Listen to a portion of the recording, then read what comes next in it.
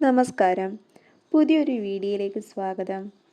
ഇന്ത്യയിലെ ഏറ്റവും പഴക്കമേറിയ ജലവൈദ്യുതി പദ്ധതികളിലൊന്നായ ശിവസമുദ്രം പദ്ധതിയെപ്പറ്റി നിങ്ങൾ കേട്ടിട്ടുണ്ടോ? ദക്ഷിണേന്ത്യയുടെ വൈദ്യുത ചരിത്രത്തിൽ വലിയൊരു നാഴികക്കല്ലായിരുന്നു ഈ പദ്ധതി. ഇന്നത്തെ വീഡിയോയിൽ നമുക്ക് ഇതിൻ്റെ ചരിത്രവും പ്രത്യേകതകളും അറിയാം.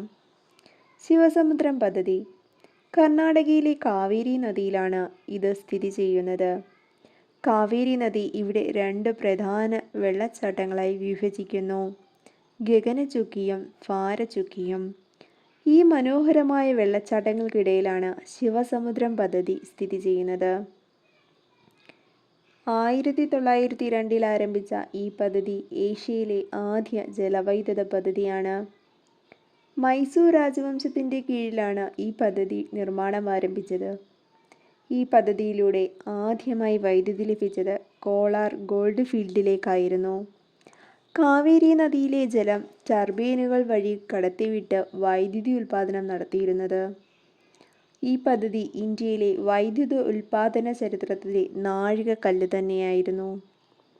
ഇതുപോലുള്ള ഉപകാരപ്രദമായ വീഡിയോകൾക്കായി ചാനൽ സബ്സ്ക്രൈബ് ചെയ്യുക. താങ്ക്